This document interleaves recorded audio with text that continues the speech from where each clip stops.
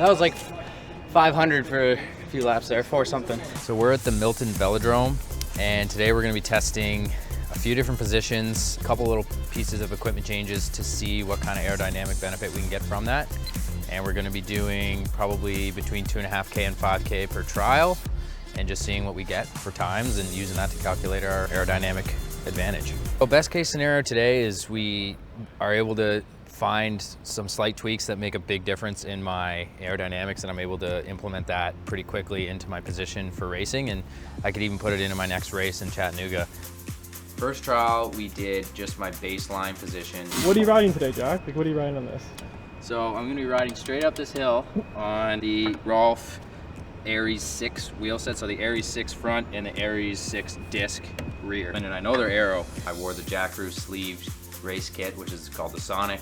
I have my Rudy helmet, Venta bike, Rolf wheels. None of that stuff changed throughout the trials. And I was just trying to hold 300 watts, my standard setup, and see where we got from there. Let's do it. I've known Jack for the better part of 10 years through LPC and just training buddies. I've also been a mechanic, so I'm his unofficial bike builder / equipment advisor. Ryan has magical mechanic hands. He's got the old man strength. He can crank anything off or twist it off if it's stuck or anything. So the baseline was very important, just to see what are we starting with and is anything else improving or not. It was just like, it's like being in a, I don't even know. You're like, you just get in the zone. You're just like focused on that line. I really wanted to test this one, probably more so than anything else, because there's a lot of chatter about how the sleeveless suits are not fast and skin is not as aero as fabric. Everybody is an expert on aerodynamics, of course, on social media, so you always have to wear a sleeve suit.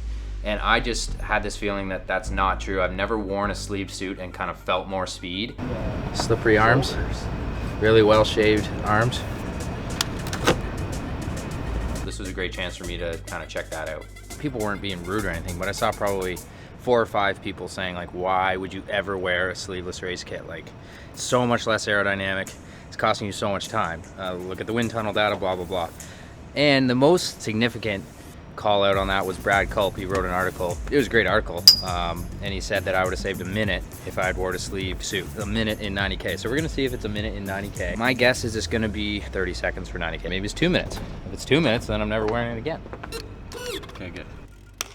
So far, it looks like they're the exact same. If anything, the sleeveless was faster. It wasn't a lot. It was over 90K, which is my standard race distance. That does translate to about 14 seconds. The difference is minimal. I would choose whichever one feels the most comfortable. For me, a sleeveless suit really feels more comfortable than a sleeve. You just have more surface area for cooling. You can perform better on the run in a hot race. For now, that's kind of what I'm gonna stick with in the hot races. Yeah, it feels good to kind of shut up some of the you know, experts. And here's the thing.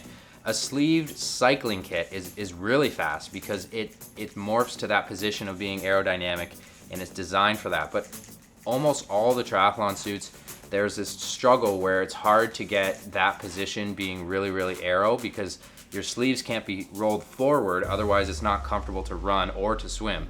So I'm working with Jack Crew to really develop the sleeve suit to make it comfortable and super aero. If you were fluctuating by half a second or even like 2/10 per lap, then I would say the data is meaningless. Like, it's just not consistent enough. But like, you are consistent. From neck to stomach is the problem when it comes to aero, right? Yeah. That's where all the air is going to. My aero bar extension position, we made it a little bit more narrow, and then I rode with my hands sort of on top of each other like this. So some people have seen that going more narrow makes them more aero. I felt slower, honestly. And part of it could have been, it wasn't as stable. 39 seconds slower over a 90K. There's a horn button. I better not press it while he's riding. You know? I think the fire alarm. There's a bang button.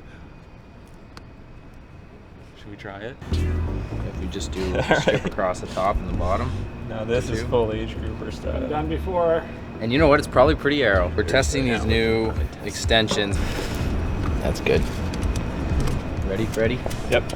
Almost identical again. Slightly slower, so only 7 seconds over 90K. But again, we're gonna call it probably within the margin of error. It literally takes me like 10 minutes to get those wires through, and he just did it in like 20 seconds. So now we lowered the whole aero bar setup 1 centimeter down. Theoretically, this should be faster. Usually test faster. You know what? We went a centimeter lower and it made no difference. Less than a second faster for the 5K. Kind of is an easy decision for me to not use that position because it is a little bit harder to produce power when you're lower. But if we went, maybe if we went like 5 centimeters, right? You yeah. do extreme. I would never ride any lower than that though. Like a centimeter is quite a bit. I mean, and then there's so much more, right? You've got to decide where the most power is. Yeah.